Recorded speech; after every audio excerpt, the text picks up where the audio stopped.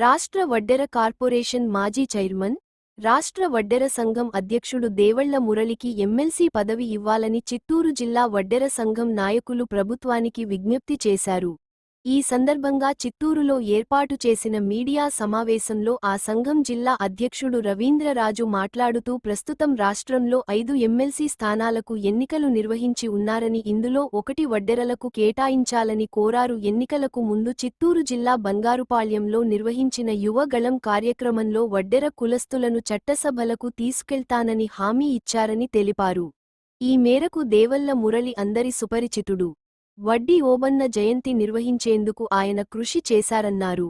వడ్డెరలు ఎదుర్కొంటున్న సమస్యలను పరిష్కరించేందుకు ఎనలేని కృషి చేస్తున్నటువంటి నాయకుడు దేవళ్ల మురళికి ఎమ్మెల్సీ పదవి ఇవ్వడం ద్వారా వడ్డెరలకు సముచిత స్థానం కల్పించినట్లు అవుతుందని వారు కోరారు. ఈ కార్యక్రమంలో వడ్డెర సంఘం యువత అధ్యక్షులు హరిబాబు, జిల్లా ఆర్గనైజింగ్ సెక్రటరీ ఫ్లవర్ గుర్రప్ప, ప్రధాన కార్యదర్శి రుద్రయ్య, మహిళ అధ్యక్షురాలు కుసుమ, రాష్ట్ర మహిళా కార్యదర్శి లావణ్య, దీప పాల్గొన్నారు.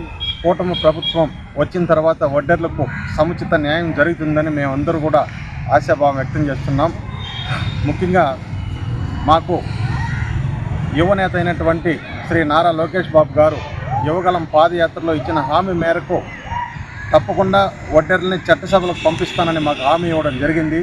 ఆ హామీ మేరకు ఇప్పుడు ప్రస్తుతం ప్రభుత్వంలో ఖాళీ అయినటువంటి 5 ఎమ్మెల్సీల్లో 1 వడ్డెర్లకు కేటాయించాలి. ఆ కేటాయించే సీటు కూడా మా యొక్క వడ్డెర కార్పొరేషన్ మాజీ చైర్మన్ అయినటువంటి శ్రీ దేవళ్ల మురళి గారికి కేటాయించవలసిందిగా మేము ప్రభుత్వానికి విజ్ఞప్తి చేస్తున్నాం. ఎందుకంటే ఇటు చిత్తూరు నుంచి శ్రీకాకుళం వరకు, అటు అనంతపూర్ నుంచి అనకాపల్లి వరకు వడ్డెర కులానికి సంబంధించి అన్ని జిల్లాల్లో కానీ, అన్ని నియోజకవర్గాల్లో కానీ, మండల కేంద్రాల్లో కానీ దేవళ్ల మురళి అంటే తెలియని వ్యక్తి మా వడ్డెర కులస్తులు ఎవరు లేరు. కాబట్టి ఆయనైతే వడ్డెర సమస్యలపైన రాష్ట్ర వ్యాప్తంగా పర్యటించి మా వడ్డెర కులస్తులంతా చైతన్యం పరుస్తూ అందరినీ టీడీపీ వైపు వచ్చే విధంగా ఆకర్షితులు చేస్తున్నారు.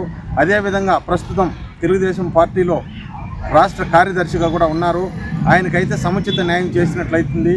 ఆయనకి ఈ ఎమ్మెల్సీ పదవిని కేటాయించవలసిందిగా కూడా మేము ప్రభుత్వానికి, అదేవిధంగా పవన్ కళ్యాణ్ డిప్యూటీ సీఎం గారికి, మన యువనేత అయినటువంటి నారా లోకేష్ బాబు గారికి మా చిత్తూరు జిల్లా వడ్డెర సంఘం తరఫున ప్రత్యేకంగా ధన్యవాదాలు, కృతజ్ఞతలు తెలియజేస్తూ ప్రభుత్వానికి విజ్ఞప్తి చేస్తున్నాం.